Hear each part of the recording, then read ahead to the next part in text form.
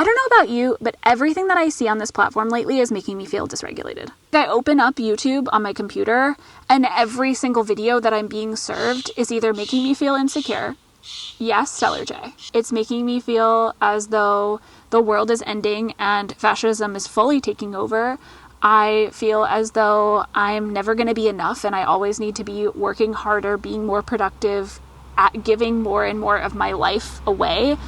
I'm personally really struggling with the idea that in this current economy of attention, I need to make people angry and pissed off in order to get eyeballs on my work. And I don't want to do that. I want to be in direct refusal. If you clicked on this video, it's probably because you saw this thumbnail and you were like, wow, this is very different than the things that I see being fed to me with bright colors and high contrast and clickbaity faces going like this. Like, I can do that, but it doesn't feel authentic. It doesn't feel like who I am. It feels like me capitulating to another boss or overlord that I don't agree with, that isn't aligned with my values, that isn't aligned with the very reason why I did this in the first place. So back in 2023, I quit my job working for Apple because I was completely crashing out. I didn't have that term at the time, but I was put in a position where I was no longer teaching. My role when I worked for Apple is that I was a creativity teacher. I also worked in Cupertino to help the team that made the classes that were in every store globally. And these were classes on everything from like how to use your iPhone to how to learn how to paint and draw from observation, how to learn color theory, how to use Procreate to make a self-portrait. And it was so awesome to work in that particular role, but I watched it die. I watched it get turned into something where every single thing that I was doing was about metrics rather than being about the actual quality of the experience that I was giving to people, the actual quality of my teaching ability, and the things that I was doing to help others. And I'm realizing now, after a couple of weeks spent in sort of a depressive episode about YouTube, about content creation in general, that allowing myself and my life to be dictated by metrics is dangerous. I wrote a piece on Substack recently about how I broke up with my Apple Watch. And I think it's so easy for us to give up our sense of agency as people to algorithms, to metrics, to dashboards, because they're fed to us, right? They're given to us, right? I have the same dashboard on this channel that like someone who is deeply not aligned with my values has, and I think that I'm put into a position where every single thing that I feel like I have to do is directly related to rage, is related to riling people up, is related to like everything that I find myself doing that is quote unquote successful by the metrics and determinations of a platform such as this, is that I end up in this position where I am directly creating a situation where I am messing with people's nervous systems.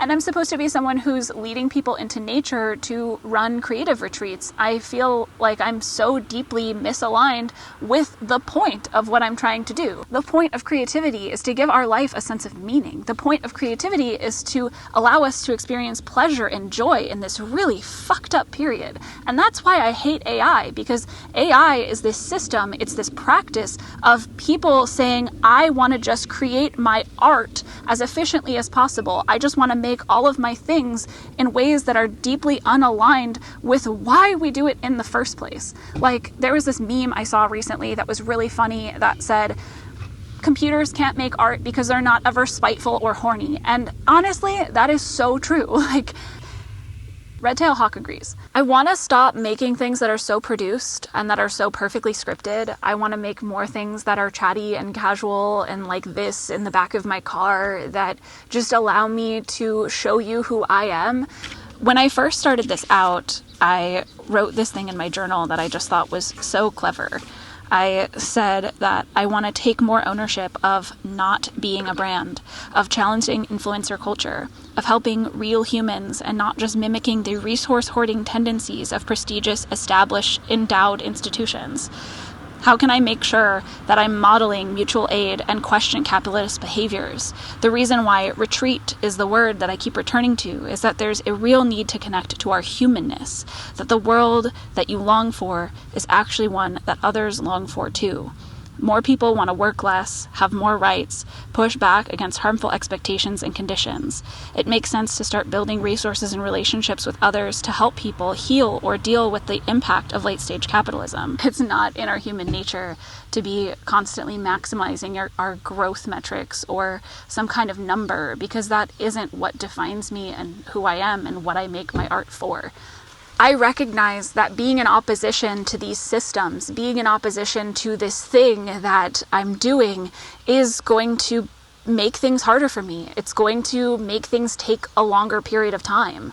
But I recently wrote this thing on Substack about how my grandmother always used to take the scenic route. And you can hear some cars going past me. I'm on one of my favorite scenic highways in the Bay Area. And as I think about this space and I think about what it means to access a place like this, it requires that you aren't necessarily trying to get somewhere on the fastest route. And I think that as artists, we can't go the route of hustle culture. I think the real truth is that we need to take the scenic route. I would always ask my grandmother why it was that she would take the scenic route to get places. It would always take her longer. She would often end up showing up late. And the truth of the matter that she told me was, it's not about how quickly you get somewhere. It's about how you feel when you arrive. And that is a huge thing that I'm putting into the back of my mind, because my grandmother was an adventure painter too. She would go on camping trips and then come back and make paintings from memory, like this one. And it was incredible to see her work. And I'm so sad that I've lost her. But in carrying her legacy forward, what that means for me is to recognize that I have to think about how I want to feel when I get there, how I want to actually live my life along and according to my values. What does that actually mean? And by being an artist, I am not necessarily interested in how capitalism sees value in the things that I put out. I am more interested in making sure that I am living according to my values of joy, community, pleasure, creativity. When we disconnect from our intuition, when we disconnect from our bodies, when we disconnect from the fact that we are nature and there are fallow periods and there are periods of harvest, that is where we end up hurting ourselves. We end up creating these situations where we will burn ourselves out. We will make ourselves more depressed. If I look at those metric dashboards one more time and I see that something that I really loved making is a 10 out of 10 video or is bad according to those algorithms, I don't fucking care. I'm not interested in trying to play those games, because those games will put you into traps that will keep you locked in to only making that one kind of content that does well. Because then you have to perform it over and over and over again. You become a machine, and I'm not fucking interested in being a machine. I'm interested in talking to this camera, talking to you as a way to connect you back to your creative self. That's why I called this whole thing Persistent Bloom in the first place, is I wanted to inspire people to get out in nature, to make things, to create, to be themselves, to be authentic. I don't know, I really lost myself along the way. So yeah, I'm not going to be here riling people up. And so if you are somebody that supports this channel, one of the best ways that you can support me is sharing the videos that I make here with other people in your network, giving human recommendations rather than relying on the algorithm, leaving a comment, liking the video. As stupid as that sounds, if you comment on things that are positive, it's going to push it out. That way I don't have to feel like I have to conform myself to this sort of Mr. Beast, Jubilee, clickbaity bullshit that is YouTube. Now, I don't mean this to shame people who do that kind of work, who take on sponsorships, who have successful YouTube channels. I'm glad that that works for them. I just have realized that the more and more that I try and do that, the more and more I personally become dysregulated and my mental health gets really, really racked.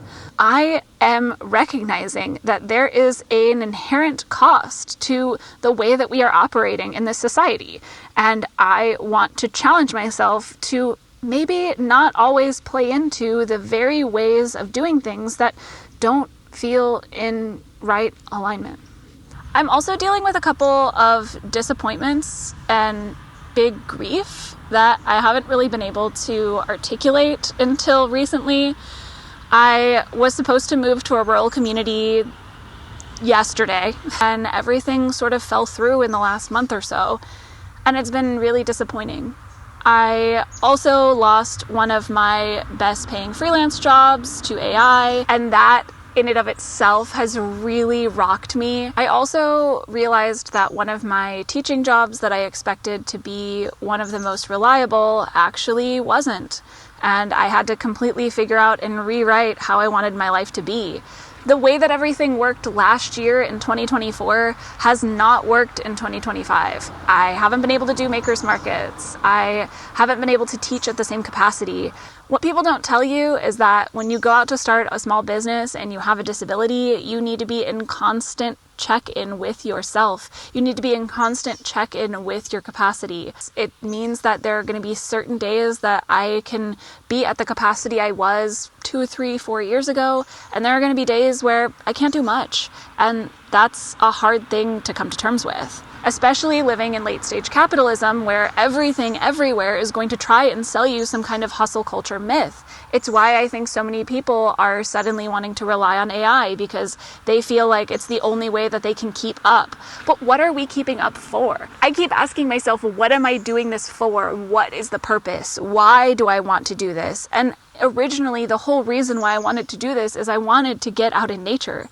I wanted to go to places like this. I wanted to be amongst the birds, be amongst the trees, and actually use that space as my place to teach, as my place to show others why it is I'm doing what I'm doing. Last month, I didn't show up here very often because I was really struggling. I had to go home to take care of my family.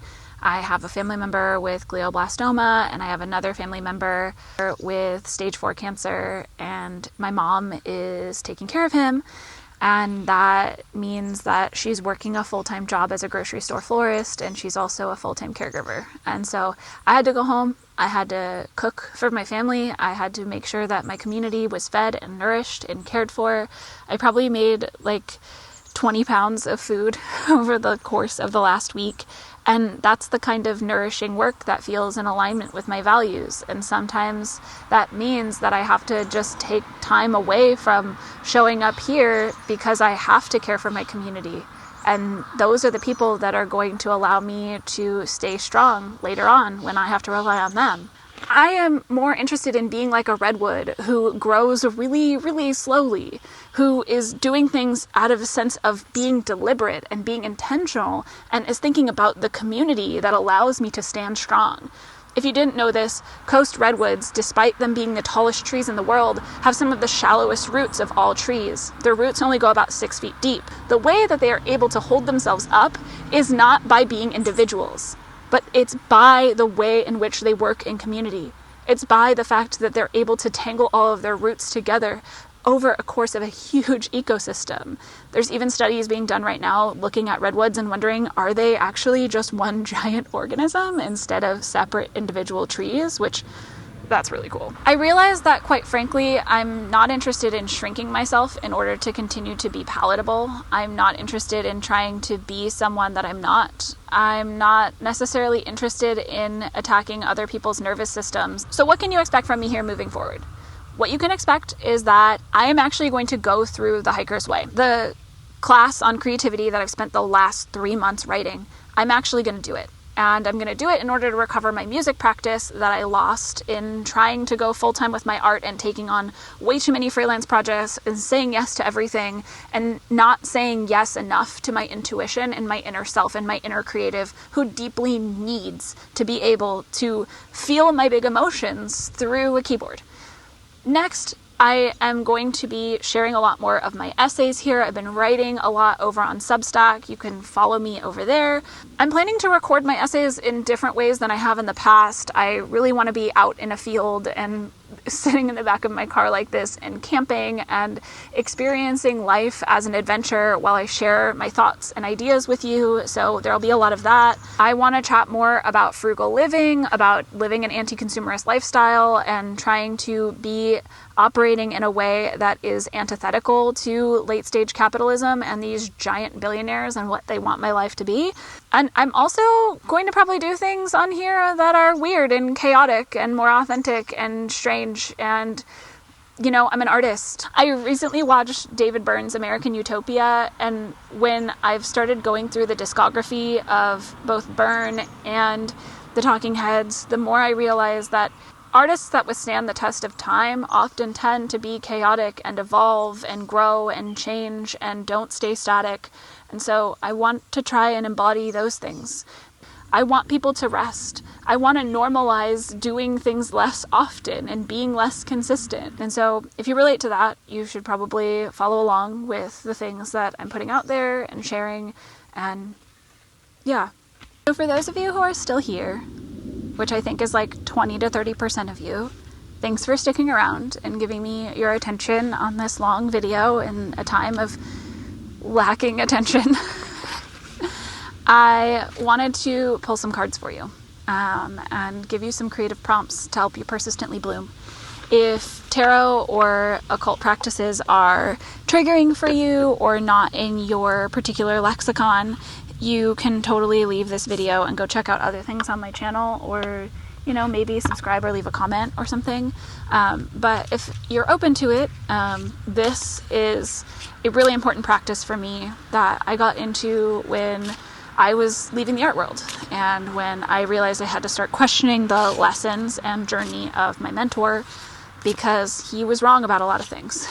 And I found peace and a lot of solace in this deck and in the journaling prompts that I made from it. So I'm going to pull just a couple of cards now and give you some journaling prompts and creative prompts to go forth and do this work yourself. I write prompts like this every single month over on my Substack newsletter. People who are paid patrons get access to bonus prompts every single month. So the first one I got was the 7 of Wands upright. Anytime that I get a Wands card, it's letting me know that this relates to my passions, the way that I communicate, the way that I present myself to the world. And with this particular 7, I'm immediately confronted with this gal holding this staff and kind of fighting off all of these staffs down below. And this really makes me think so much about the expectations that others have of us. When I was writing The Hiker's Way, I thought a lot about both our inner critic and our outer critic and how they influence us and how they impact us.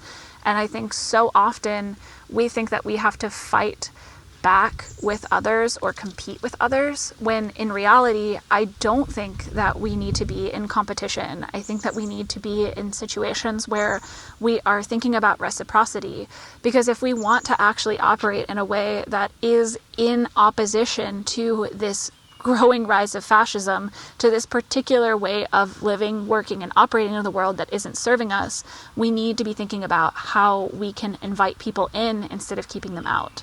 So my questions for you in regards to this card are, what are your deepest passions? How are those deep passions in direct relationship with the community that you are within? How are those passions allowing you to show up for others? And in what ways is your ego getting in the way of you being willing to share or even opening yourself up to vulnerability for feedback on those passions?